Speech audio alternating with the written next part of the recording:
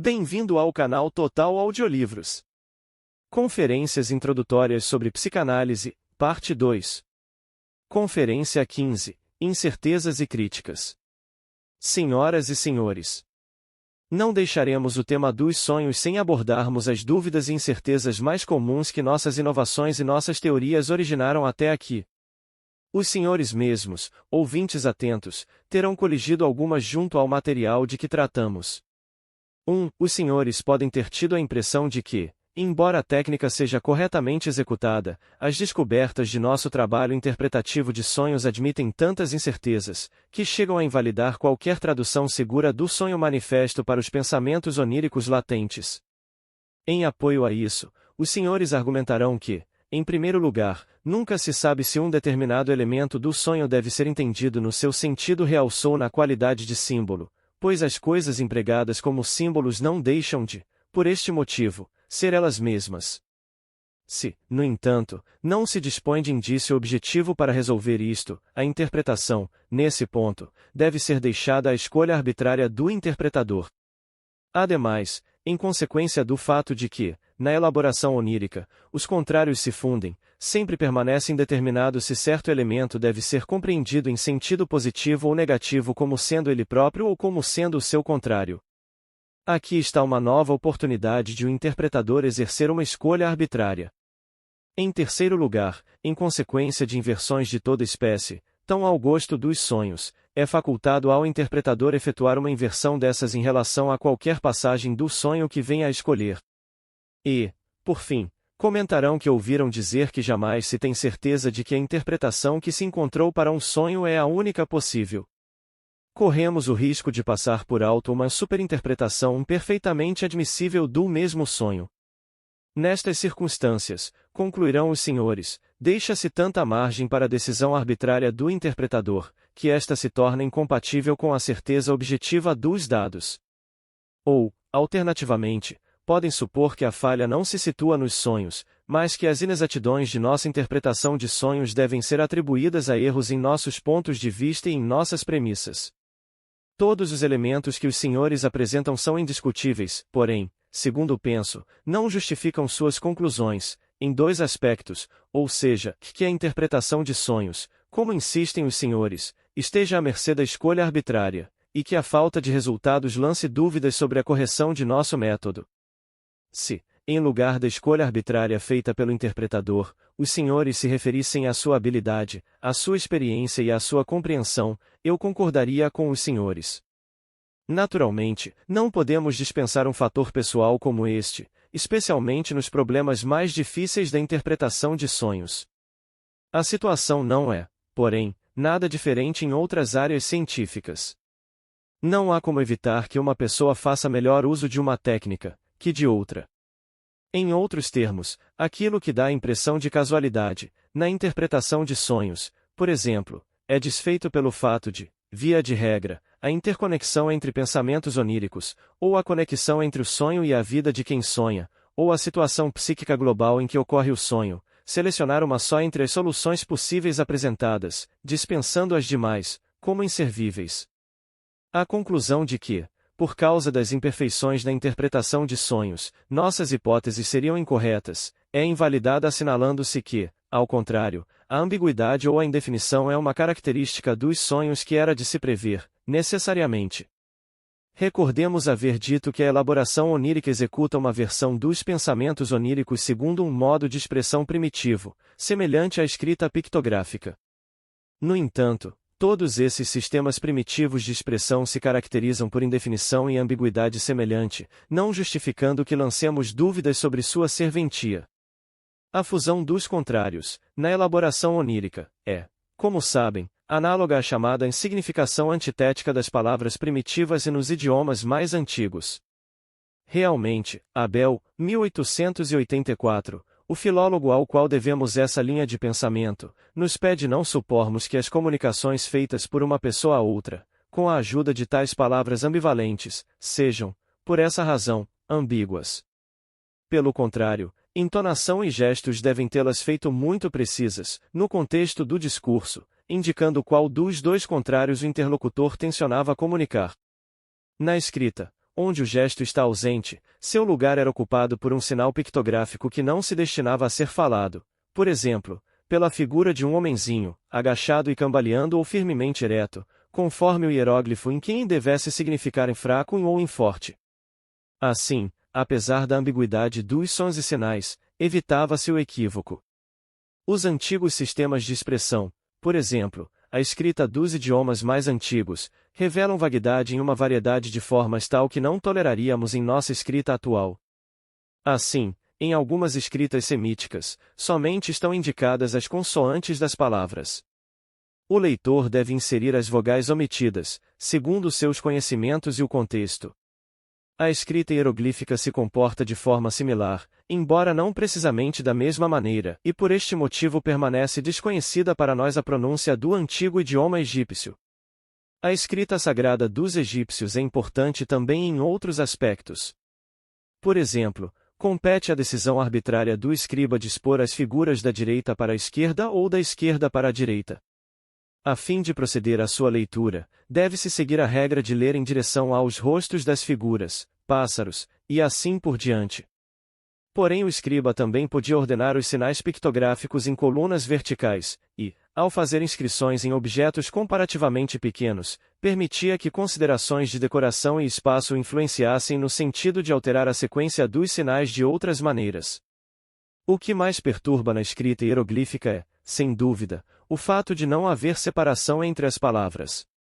As figuras são dispostas na página separadas por distâncias iguais, em geral, é impossível dizer se um sinal ainda faz parte da palavra precedente ou se forma o começo de uma nova palavra.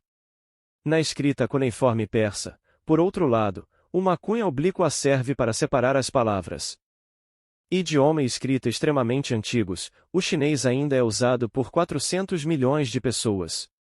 Os senhores não devem supor que eu absolutamente o entenda, somente obtive algumas informações sobre o mesmo porque esperava encontrar nele analogias com a imprecisão dos sonhos. E minha expectativa não sofreu desapontamento. O idioma chinês está cheio de exemplos de imprecisão que poderiam nos deixar muito alarmados. Como se sabe, compõe-se de numerosos sons silábicos que são falados isolados ou combinados aos pares. Um dos principais dialetos possui uns 400 destes sons.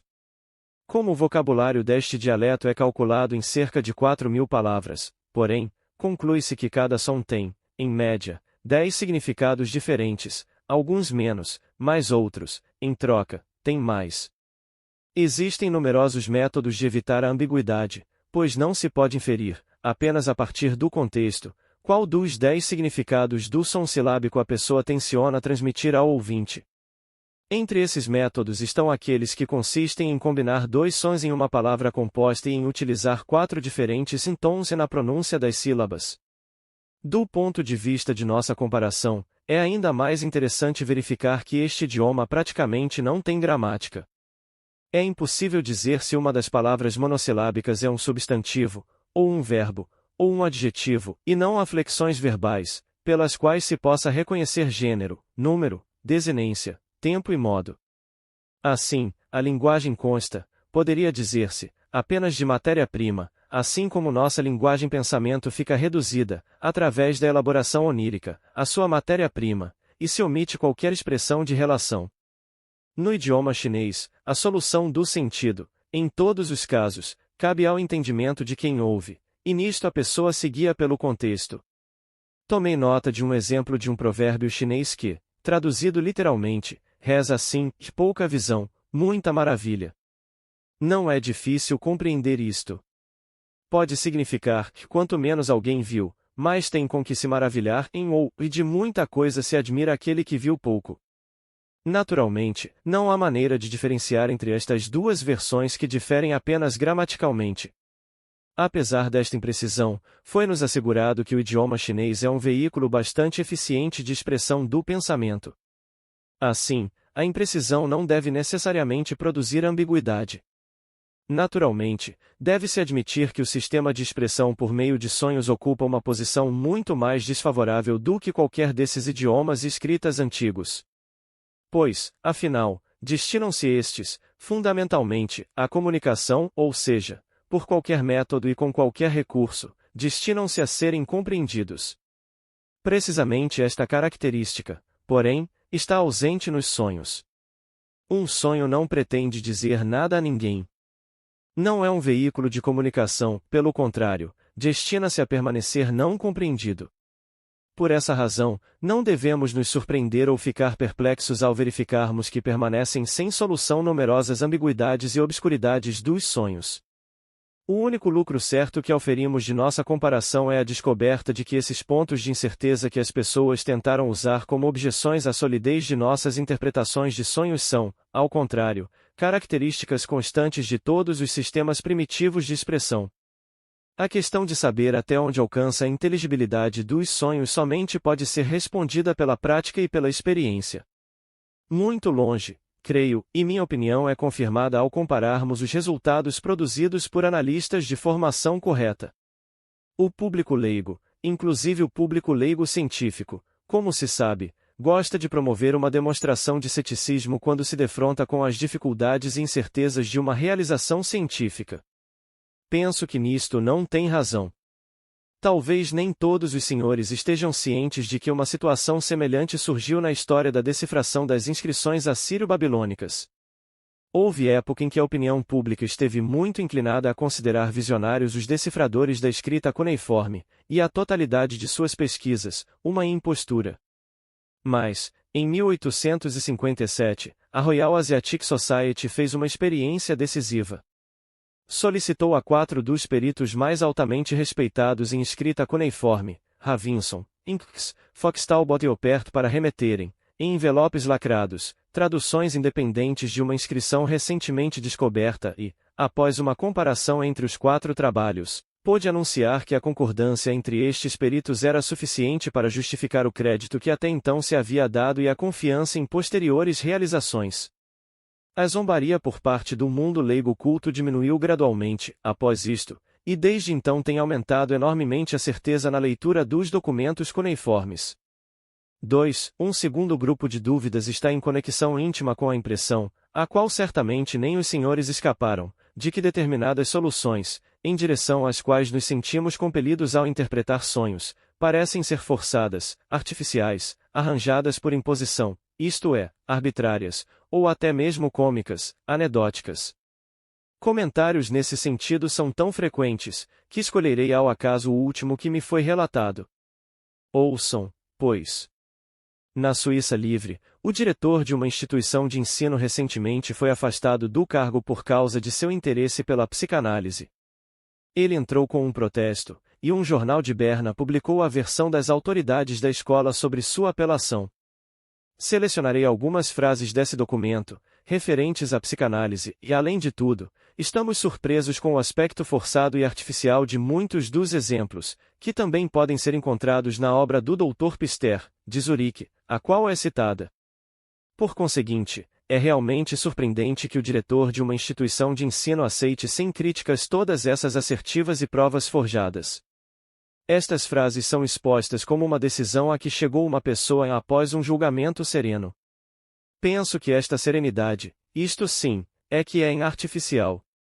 Examinemos essas observações mais detidamente, na expectativa de que uma leve reflexão e um pouco de conhecimento especializado não constituirão nenhuma desvantagem, mesmo para um julgamento sereno. É verdadeiramente reconfortante verificar com que rapidez e infalibilidade uma pessoa pode chegar a julgar determinados problemas delicados de psicologia profunda após ter sua primeira impressão sobre a mesma. As interpretações lhe parecem artificiais e forçadas, elas não lhe agradam, assim, elas são falsas e todo esse assunto de interpretação não tem valor. E nem dedica a outra possibilidade uma ideia passageira, de que existem bons motivos para essas interpretações só poderem ter esta aparência, e daí a outra questão, ou seja, quais são esses bons motivos? O assunto em questão refere-se essencialmente aos resultados do deslocamento, que os senhores já conhecem como o mais poderoso instrumento da censura de sonhos. Com auxílio do deslocamento, a censura de sonhos cria estruturas substitutivas que temos descrito como alusões. Mas trata-se de alusões que não são facilmente reconhecíveis como tais, cujo caminho inverso até a coisa original não é fácil de estabelecer, e que se correlacionam com a coisa original por meio das associações mais estranhas, incomuns e superficiais. Em todos estes casos, no entanto, trata-se de coisas que interessa sejam mantidas ocultas, condenadas a ocultamento, pois é isto que objetiva a censura de sonhos. Não devemos, contudo, esperar que uma coisa que foi mantida escondida venha a ser encontrada em seu lugar próprio, em sua localização adequada. As comissões de controle de fronteira, que funcionam atualmente, são mais habilidosas neste aspecto do que as autoridades escolares suíças. Em sua busca de documentos e anotações, não se contentam com examinar carteiras e pastas de documentos, mas admitem a possibilidade de que os espiões e contrabandistas possam ter essas coisas proibidas nas partes mais secretas do vestuário, onde sua presença seria totalmente imprópria, por exemplo, entre as solas duplas das botas. Se as coisas ocultas estão aí, certamente será possível dizer que são artificiais, mas também é verdade que, com isso, muito se terá achado. Ao reconhecermos que as conexões entre um elemento onírico latente e o seu substituto manifesto podem ser da natureza mais remota e especial, às vezes parecendo cômicas e às vezes assemelhando-se a um xiste, estamos nos fundamentando em abundante experiência de exemplos que, via de regra, nós mesmos não solucionamos. A miúde, é impossível dar tais interpretações por nossa própria conta, de nenhuma pessoa sensata poderia adivinhar qual a conexão.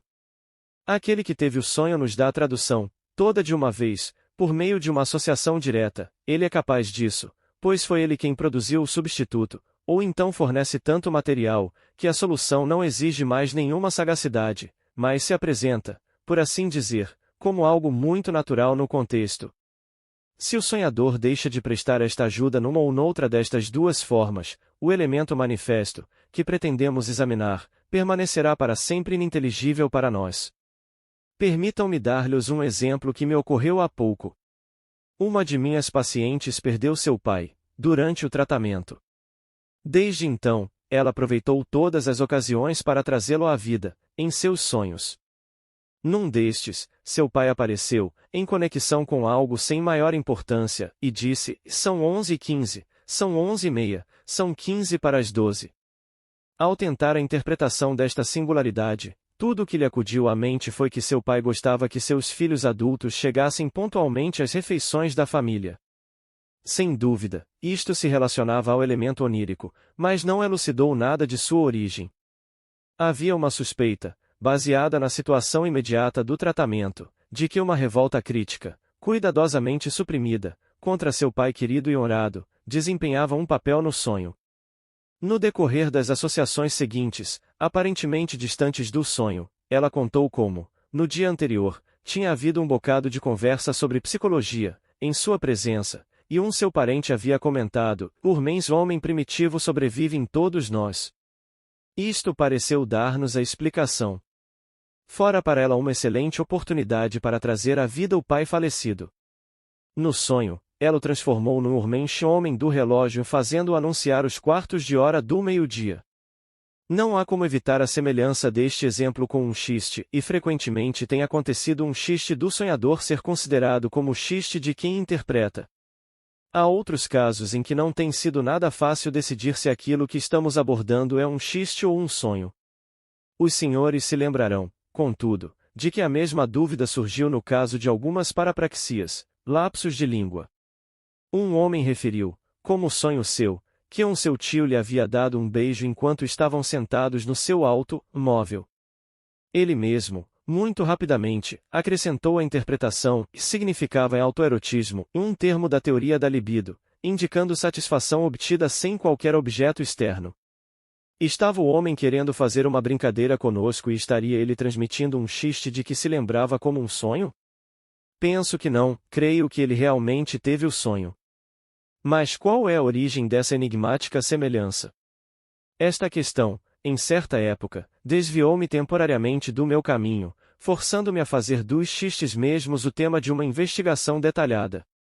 Aí ficou demonstrado como se originam os xistes, e uma sequência de pensamentos pré-consciente é abandonada por um momento para ser trabalhada no inconsciente, e deste ela emerge como xiste. Sob a influência do inconsciente, é sujeita aos efeitos dos mecanismos que ali imperam, condensação e deslocamento, os mesmos processos que vimos em ação na elaboração onírica, e é a este aspecto comum que se deve atribuir a semelhança, quando ocorre, entre xistes e sonhos. O enxiste onírico involuntário não tem nada da graça de uma verdadeira anedota. Os senhores podem vir a saber por quê, se aprofundarem no estudo dos xistes. Um enxiste onírico em si nos apresenta como anedota sem graça, não nos faz rir, deixa-nos frios. Nisso, entretanto, estamos palmilhando os caminhos da interpretação de sonhos da antiguidade, que, ao lado de muita coisa imprestável, deixou-nos alguns bons exemplos de interpretação de sonhos que nós mesmos não poderíamos superar. Repetirei para os senhores um sonho que teve importância histórica, e que Plutarco e Artemidoro de Daudis, com ligeiras variações, referiram acerca de Alexandre Magno. Quando o rei estava sitiando a obstinadamente defendida cidade de Tiro, 322 a.C., sonhou que via um sátiro dançando. Aristandro, o interpretador de sonhos, que se encontrava presente junto com o exército, interpretou o sonho dividindo a palavra sátiros em saturos, tu é Tiro, e, portanto, prometeu que ele iria triunfar sobre a cidade. Por esta interpretação, Alexandre foi levado a continuar o cerco e finalmente capturou Tiro. A interpretação, que possui uma aparência bastante artificial, indubitavelmente era a correta.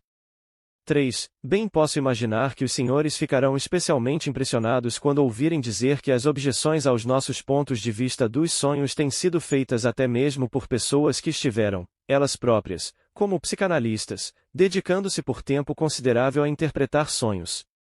Seria demais esperar que este tão forte encorajamento a novos erros, como o que oferece esta teoria, tivesse sido negligenciado, e assim, em consequência de confusões conceituais e generalizações injustificadas, foram feitas afirmações que não estão muito longe da visão médica acerca dos sonhos, no que esta tem de incorreta. Os senhores já conhecem uma delas. Diz-nos que os sonhos constituem tentativas de adaptação atuais e tentativas de solucionar problemas futuros, que eles têm um propósito prospectivo, em Maeder 1912. Já temos demonstrado que esta asserção se baseia numa confusão entre sonho e pensamentos oníricos latentes, e por conseguinte, se baseia no fato de se omitir a elaboração onírica. Esta, como caracterização da atividade intelectual inconsciente, da qual os pensamentos oníricos latentes fazem parte, não constitui novidade, por um lado, e, por outro, não esgota o assunto, de vez que a atividade mental inconsciente está ocupada com muitas outras coisas além da preparação para o futuro. Uma confusão muito pior parece estar subjacente à afirmação de que a ideia de morte pode ser encontrada por trás de todo o sonho Stel, 1911, 34. Não tenho uma noção clara acerca do que se pretende dizer com esta fórmula. Suspeito, porém, que ela esconde uma confusão entre o sonho e a personalidade global daquele que sonhou. Uma generalização injustificável, baseada em alguns poucos exemplos, está contida na afirmação de que todo sonho admite duas interpretações, uma que concorda com nossa descrição, psicanalítica, e outra, anagógica, que não leva em conta os impulsos instintuais e objetiva representar as funções superiores da mente, Silberer 1914. Existem sonhos deste tipo, porém os senhores tentarão inutilmente estender esta concepção à maioria dos sonhos. E mais, após tudo o que eu lhes disse, os senhores acharão bastante incompreensível uma afirmação de que todos os sonhos devem ser interpretados bissexualmente, como confluência de duas correntes, descritas como masculina e feminina, Adler 1910. Podem constatar posteriormente que eles se constroem como alguns dos sintomas histéricos.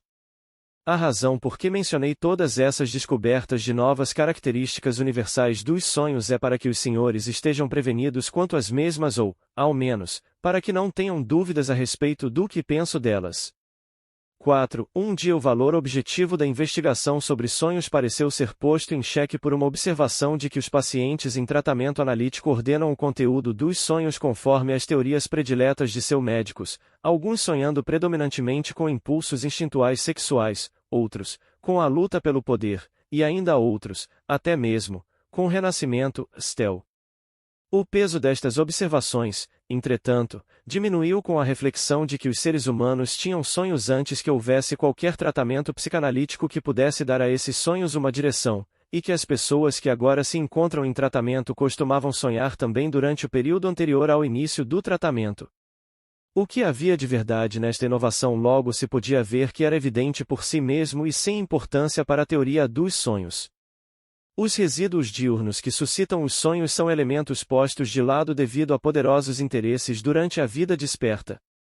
Quando as observações feitas pelo médico e os indícios que este fornece adquirem importância para o paciente, eles entram para o círculo dos resíduos diurnos e podem prover estímulos psíquicos para a construção dos sonhos, como quaisquer outros interesses emocionalmente significativos do dia precedente, que não foram atendidos, e podem atuar como os estímulos somáticos que incidem sobre o sono de uma pessoa que venha a sonhar.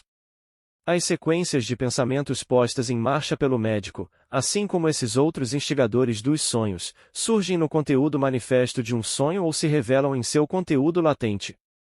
Na verdade, sabemos que um sonho pode ser produzido experimentalmente, ou, expressando-nos em termos mais corretos, uma parte do material onírico pode ser introduzida no sonho. Ao produzir esses efeitos em seus pacientes, um analista está executando um papel não diferente de um experimentador que, como Morley-Vold, coloca em determinadas posturas os membros de pessoas, em suas experiências. Frequentemente, é possível influenciar uma pessoa acerca do que ela vai sonhar, mas nunca aquilo que sonhará. O mecanismo da elaboração onírica e o desejo onírico inconsciente estão isentos de qualquer influência externa. Ao tratar dos sonhos com estímulo somático, já verificamos que a natureza característica e a independência da vida onírica são mostradas na reação com que os sonhos respondem aos estímulos somáticos ou mentais que são postos em ação. A tese que estivemos discutindo, e que procura lançar dúvidas sobre a objetividade da pesquisa referente aos sonhos, mais uma vez está baseada numa confusão, desta vez, entre o sonho e o material dos sonhos. Isto, pois, era o que tinha a dizer-lhes, senhoras e senhores, a respeito dos problemas dos sonhos. Como poderão perceber, há muitas coisas que tive de omitir, e verificarão que, em quase todos os pontos, o que disse ficou necessariamente incompleto. Isso, naturalmente, se deve à conexão entre os fenômenos dos sonhos e os das neuroses. Temos estudado os sonhos como introdução à teoria das neuroses, e isso foi, certamente, um procedimento mais correto do que se tivéssemos feito o oposto. Mas, assim como os sonhos preparam o caminho para uma compreensão das neuroses, também, por outro lado, uma verdadeira apreciação dos sonhos só pode ser realizada depois de se conhecer os fenômenos neuróticos. Não sei dizer o que os senhores pensarão, porém devo assegurar-lhes que não lamento ter-lhes exigido tanto do seu interesse e do tempo de que dispusemos para os problemas dos sonhos. Não existe nenhuma outra coisa mais, a partir da qual se possa tão rapidamente obter certeza da correção da tese pela qual a psicanálise resiste ou perece.